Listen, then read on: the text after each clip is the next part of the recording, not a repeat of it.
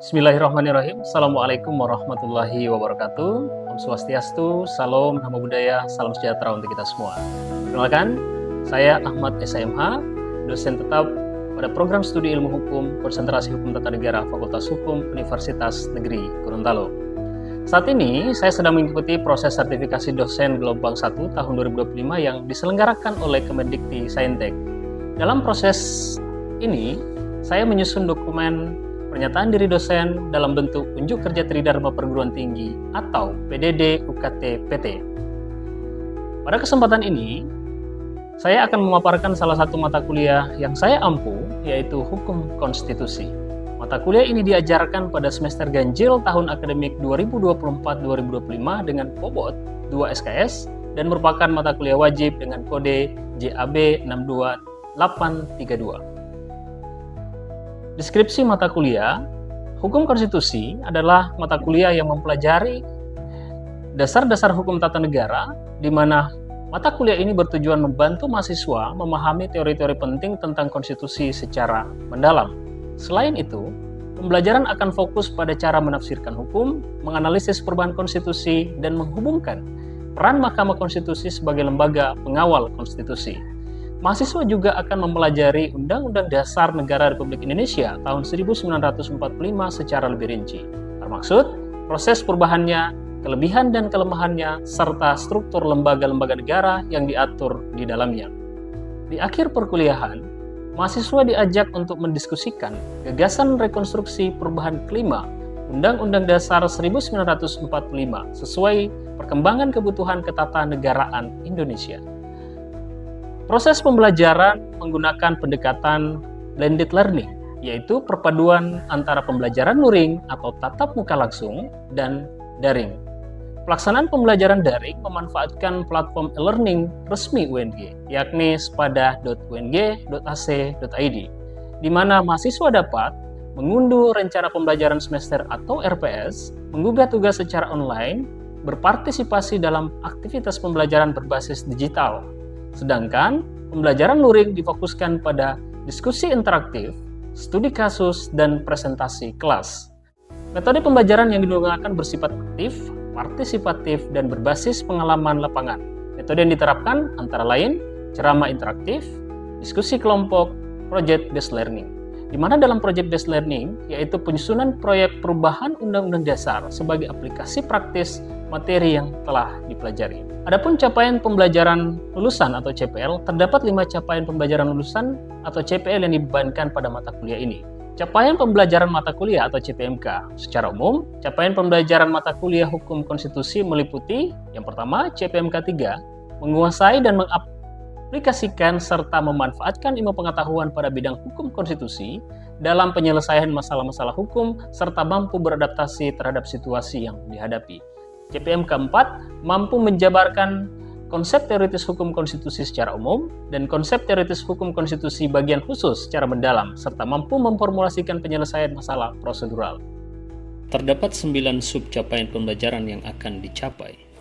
Salah satunya adalah sub CPMK 5, yakni mahasiswa mampu menjelaskan materi muatan konstitusi.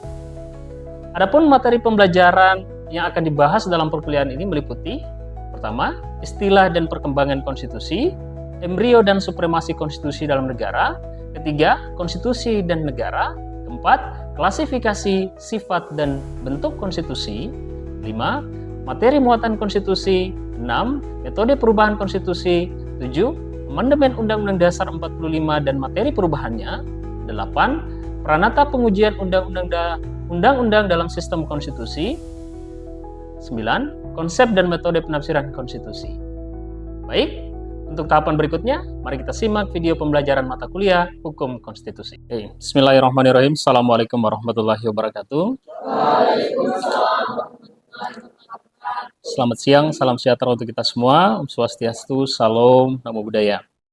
Baik, teman-teman semua, sebelum kita memulai perkuliahan hari ini, agar supaya perkuliahan hari ini kita memperoleh berkah, maka kita awali dengan doa. Oke, silakan berdoa menurut agama dan keyakinan masing-masing. Berdoa dimulai. Selesai.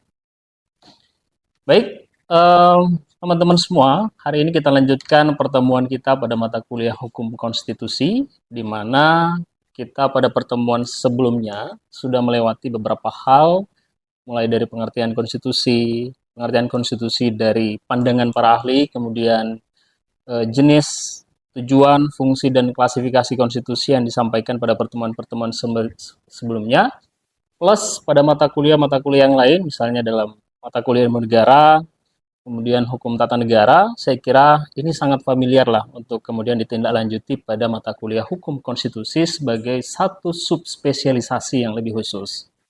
Nah, teman-teman semua, tujuan pembelajaran kita hari ini adalah ada 3 hal yang harus kita gali. Yang pertama, memahami tentang konsep dasar organisasi sebagai bagian dari materi muatan konstitusi, kemudian menganalisis tentang hak asasi manusia. Yang ketiga, sampai pada mengevaluasi prosedur perubahan terhadap konstitusi. Baik, jadi teman-teman semua bisa dilihat di dalam slide, ini 3 komponen utama materi muatan konstitusi. Pertama, kita bicara tentang structure atau struktur organisasi. Ada 2 hal yang akan kita bicarakan. Yang pertama, struktur dan kekuasaan. Struktur itu berbeda dengan kekuasaan, sehingga 2 hal ini menjadi segmentasi yang berbeda. Di segmen yang kedua kita membahas tentang hak asasi manusia, dan segmen yang ketiga kita bahas tentang bagaimana sih prosedur untuk mengubah konstitusi. Nah, teman-teman semua, ada catatan penting yang harus dipahami bahwa ketiga komponen ini adalah saling terkait satu sama lain. Karena konstitusi itu harus dilihat sebagai suatu sistem yang utuh dan koheren. Koheren itu artinya dia menyeluruh, ya, gitu. Nanti kalau ada yang mau bertanya di setiap subbahasan silakan ya. Setiap selesai subbahasan silakan bertanya. Yang pertama kita masuk pada organisasi negara. Jadi kalau pada pertemuan sebelumnya kita membahas tentang apa sih konstitusi dan seperti apa konstitusi teraktualisasi di dalam undang-undang dasar dalam suatu negara, maka kita harus bisa membedah prinsip konstitusi itu ada 3 hal yang tadi. Ada organisasi, kemudian ada hak asasi manusia, kemudian ada prosedur perubahan konstitusi. Kalau pada pertemuan sebelumnya juga membahas tentang materi muatan konstitusi menurut Prof. Miriam Budi Harjo, kemudian Laisya Marsuki dan Prof. Jimli, itu saya coba menggabungkan atau mengambil intisari dari pendapat-pendapat mereka dalam 3 subbahasan tadi. Oke? Yang pertama kita membahas tentang organisasi negara. Apa yang dimaksud dengan organisasi negara? Kalau kita merujuk pada kerangka literatur misalnya, menggabungkan beberapa pendapat, organisasi negara itu didefinisikan sebagai pengaturan tentang struktur, fungsi, hubungan antar lembaga negara dalam menjalankan kekuasaan negara. Oke, itu secara definisi tentang struktur atau organisasi negara. Nah, tapi paling tidak ada 4 hal yang harus kita pahami teman-teman semua di dalam memahami organisasi negara. Yang pertama adalah struktur kekuasaan, yang kedua adalah fungsi kekuasaan, yang ketiga adalah hubungan antar lembaga, dan yang keempat adalah legitimasi. Saya pernah menyampaikan ke teman-teman semua, ada salah satu pendapat yang dari dulu sampai dengan sekarang itu sangat masih koheren dengan kondisi hari ini. Pendapat itu disampaikan oleh Prof. Lord Acton. Dia mengatakan gini, power tends to corrupt, absolute power corrupt absolutely. Bahwa kekuasaan itu cenderung destruktif, merusak. Bayangkan kalau kekuasaan yang destruktif tadi, kemudian tidak ada mekanisme pembatasan. Maka yang terjadi adalah kesewenang-wenangan. Itu pendapat Lord Acton. Oke? Sehingga konstitusi itu fungsinya membatasi kekuasaan agar supaya tidak keluar daripada koridor-koridor yang seharusnya. Karena prinsip dasar, kalau orang mau berkuasa pasti dia ada pikiran untuk kalau saya bisa mengambil semuanya, why not? Sehingga peraturan itu ada untuk membatasi. Sehingga ke dalam konteks struktur kekuasaan itu, pembagian kekuasaan dalam bentuk lembaga-lembaga negara. Tidak boleh ada kekuasaan yang sentralistik. Tidak boleh terpusat pada satu organ. Oke. Nah, teman-teman, di ilmu negara kita belajar tentang konsep trias politika. Siapa yang masih ingat trias politika itu disampaikan oleh siapa? Montesquieu, ya, ini salah satu orang yang datang dari negara Timur Tengah, bukan Timur Tengah ya, tapi Eropa, tepatnya di Prancis, yang mengatakan bahwa kekuasaan itu harus dibagi dalam 3 segmentasi atau 3 kamar. Kata dia harus ada legislatif, ada eksekutif, ada yudikatif. Legislatif kita tahu lah, misalkan pembuat undang-undang. Eksekutif menjalankan undang-undang. Yudikatif mengadili. Artinya bukan mengadili secara langsung ya, tapi ada prosedur formal yang harus dilalui melalui peraturan perundang-undangan.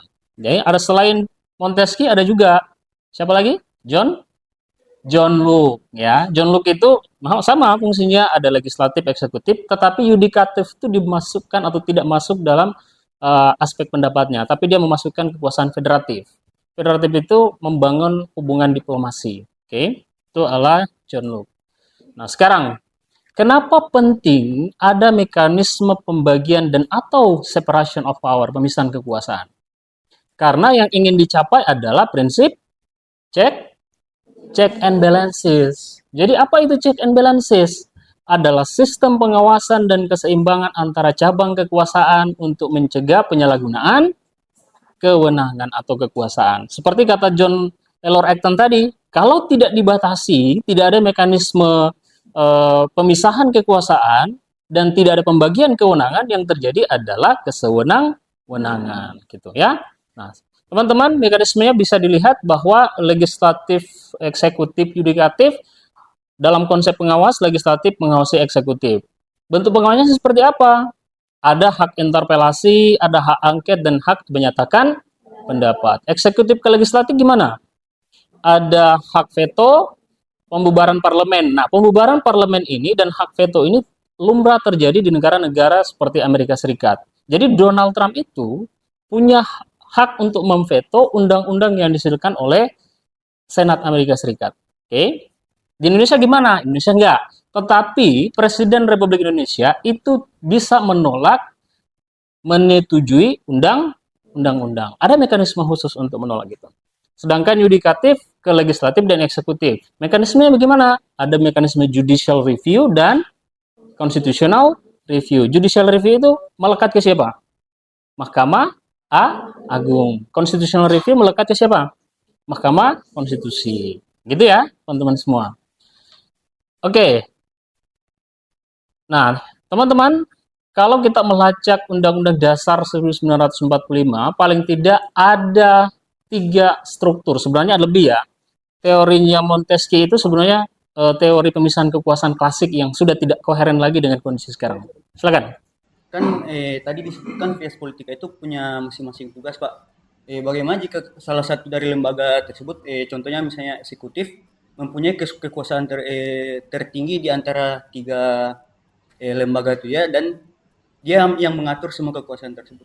Oke, saya paham dengan pertanyaannya ya. Artinya satu rumpun kekuasaan membawa semua fungsi kewenangan yang melekat di 3 pemisahan kekuasaan ini.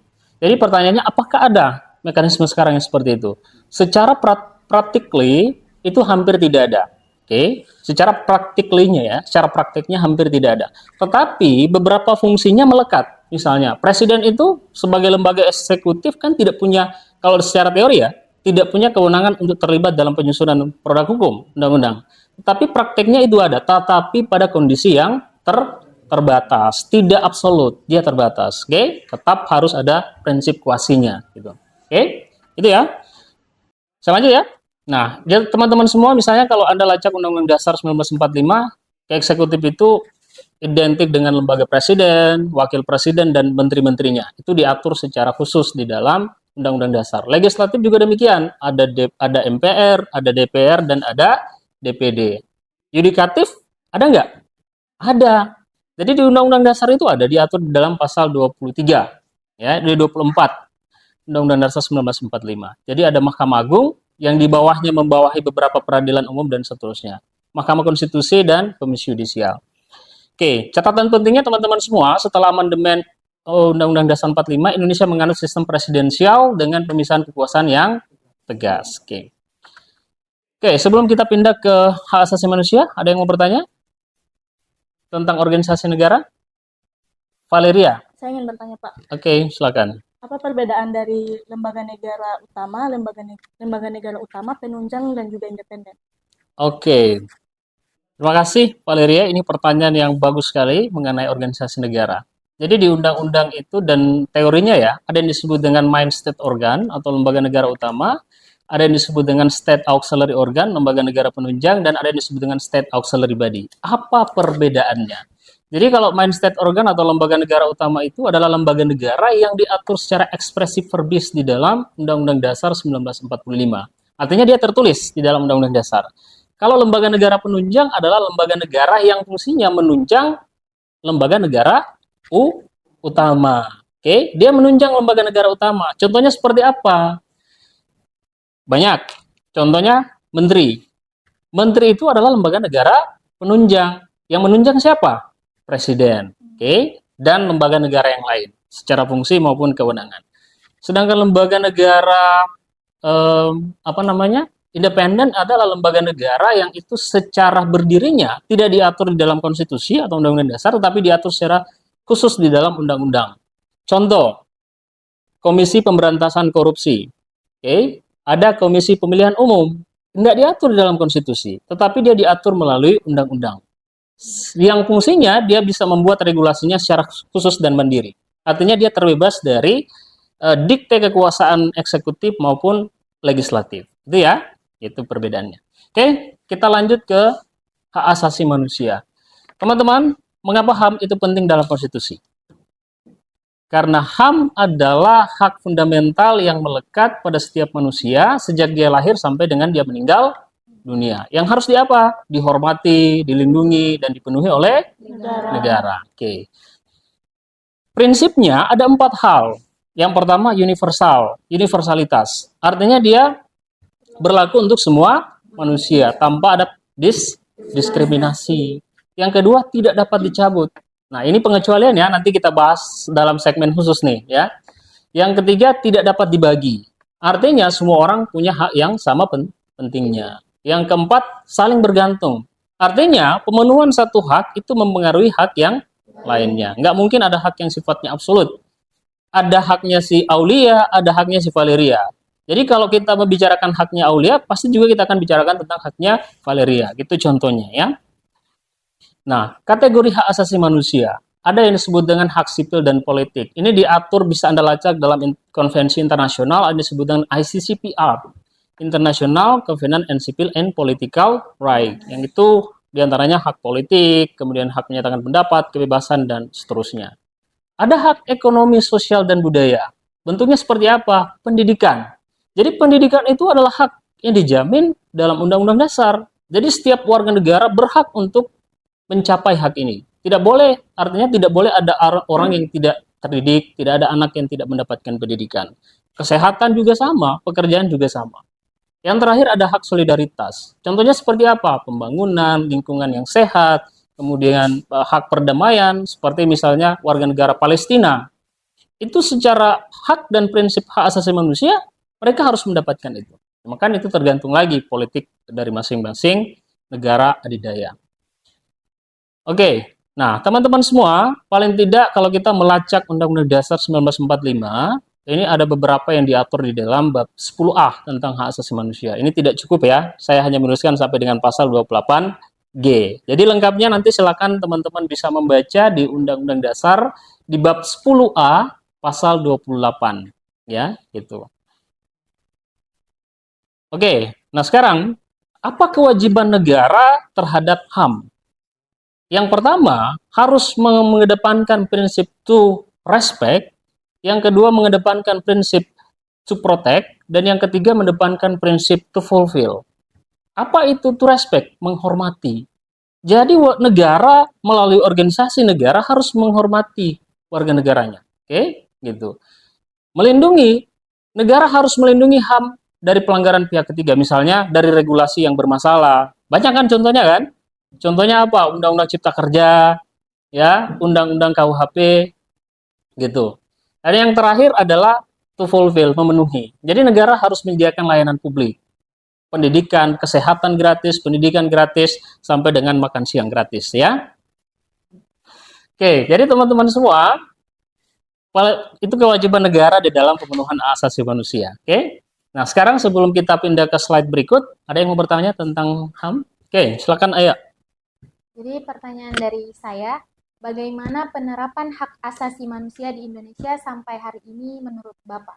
Terima kasih. Oke, terima kasih pertanyaannya Ayah ya. Ini pertanyaan bagus sekali sekaligus pertanyaan reflektif sebetulnya. Bicara tentang penerapan HAM di Indonesia hari ini ya, banyak masalah sebetulnya, tetapi secara regulatif itu sudah ada. Kita bicara Undang-Undang Dasar, prinsip HAM itu sudah diadopsi. Bahkan kita ada undang-undang khusus tentang hak asasi manusia dan seterusnya. Tetapi lain cerita kalau bicara tentang implementasi. Oke, misalnya ada wacana dari Kementerian Kebudayaan untuk menulis kembali sejarah Indonesia. Yang salah satu diperdebatkan adalah tentang hak asasi manusia. Jadi kalau bicara penegakannya hari ini, implementasinya hari ini itu masih debatable. Ada yang mengatakan belum selesai, tentu saja pelanggaran hak berat masa lalu masih banyak yang belum diselesaikan. Itu ya, gitu. Oke, kita lanjut ke materi selanjutnya tentang prosedur perubahan konstitusi. Nah, teman-teman semua, ada ada pertanyaan yang perlu kalian jawab. Mengapa perlu aturan perubahan konstitusi? Karena konstitusi harus bisa beradaptasi. Yang kedua, selain dia beradaptasi, tetapi adaptasinya itu tidak boleh sembarangan, alias ada limitasi pembatasan. Sehingga untuk mencapai yang tidak sembarangan tadi, dia harus dibangun keseimbangan yang disebut dengan stabilitas dan fleksibilitas. Oke, selain boleh kita berubah, tetapi harus ada stabilitasnya. Jangan sampai kita melakukan perubahan justru negaranya kacau. Oke, gitu ya. Selain fleksibilitas, tapi harus stabil bernegaranya. Nah, itu tercermin dari mana? Kalau kita membaca Undang-Undang Dasar Indonesia, kan di pertemuan klasifikasi konstitusi itu kan kita sudah bahas. Ada yang disebut dengan flexible constitution, kemudian ada rigid constitution, kemudian semi-rigid atau gabungan keduanya. Indonesia di mana? Rigid constitution, ya. Indonesia itu termasuk yang tidak fleksibel, pun juga bukan berarti mengabaikan perubahan. Rigid itu artinya dia boleh berubah tetapi dengan syarat-syarat khusus yang sudah ditetapkan. Apa syarat khususnya? Nih, kalau kita membaca pasal 37 UUD 45 ada syarat perubahan. Misalnya, usulannya itu minimal 1/3 dari anggota MPR. Oke? Jadi kalau cuma 10 orang ya nggak bisa merubah konstitusi. Dia minimal harus dirubah oleh 1/3. 1/3 anggota MPR itu gabungan DPR dan DPD. Jadi bukan DPR toh. Jadi gabungan DPR dan DPD. Nah, selain kalau sudah diusulkan 1/3, nah baru kemudian dibahas dalam sidang MPR. Nah, setelah dibahas, ada lagi persyaratan. Harus disetujui oleh minimal 50% plus 1 anggota MPR. Jadi kalau sudah 1/3-nya mengusulkan perubahan, boleh silakan dibahas. Tapi kalau tidak disetujui oleh 50% plus 1, tidak bisa dilanjutkan.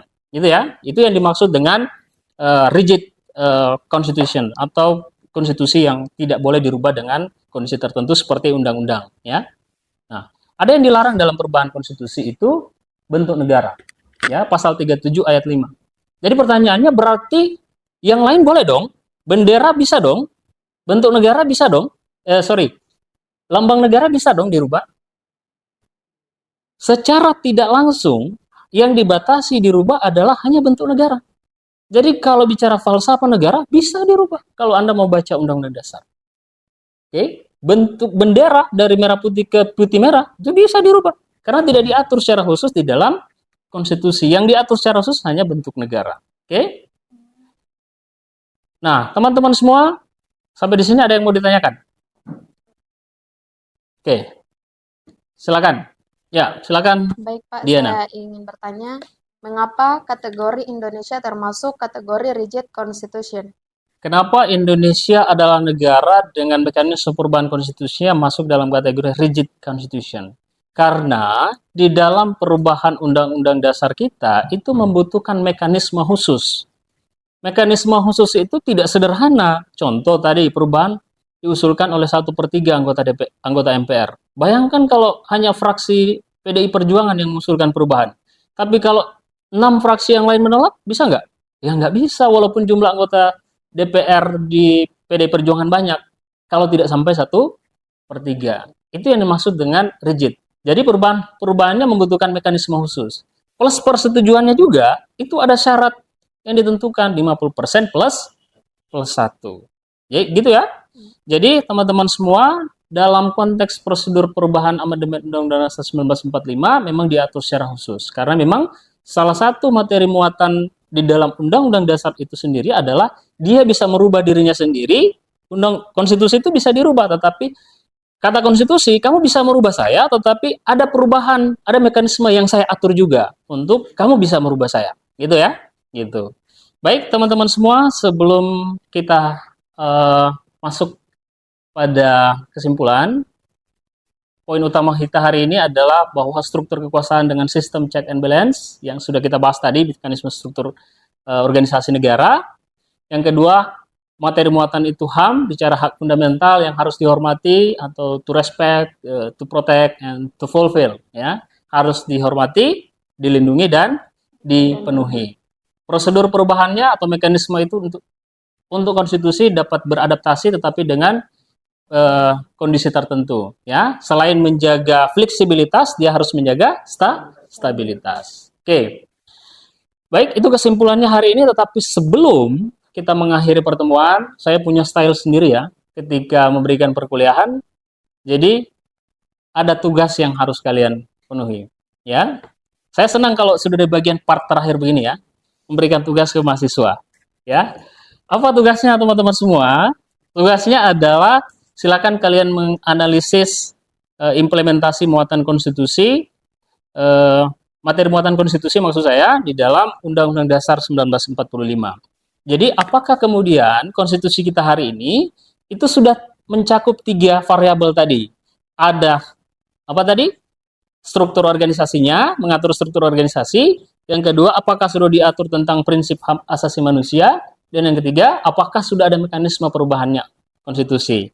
Oke, jadi 3 itu tugas yang nanti silahkan teman-teman bisa kumpulkan melalui link yang nanti akan saya bagi, ya, melalui link sepada yang nanti pengumpulannya H-1 tetapi di pukul 12 siang. Ya, jadi jangan lebih, jangan kurang ya. Jadi harus jam 12 siang. Oke. Paham ya? Oke. Baik teman-teman semua, sebelum kita mengakhiri pertemuan kita hari ini, saya akan menyampaikan materi apa yang akan kita bahas pada pertemuan selanjutnya. Jadi pertemuan selanjutnya kita akan membahas tentang studi kasus dan perbandingan konstitusi di berbagai negara. Kita akan membandingkan konstitusi Indonesia dan negara lain. Oke, saya kira itu teman-teman semua. Senang sekali bisa bertemu dengan kalian. Kita akhiri. Wabillahi taufiq wal hidayah. Assalamualaikum warahmatullahi wabarakatuh. Waalaikumsalam warahmatullahi wabarakatuh. Sekian video rekaman pembelajaran mata kuliah Hukum Konstitusi pada program studi ilmu hukum Fakultas Hukum Universitas Negeri Gorontalo. Video ini digunakan sebagai salah satu syarat penyusunan pernyataan diri dosen dalam unjuk kerja Tridharma Perguruan Tinggi atau PDD UKT-PT. Semoga dapat menjadi pertimbangan baik dalam proses pengajuan sertifikasi dosen gelombang 1 tahun 2025. Terima kasih. Wassalamualaikum warahmatullahi wabarakatuh.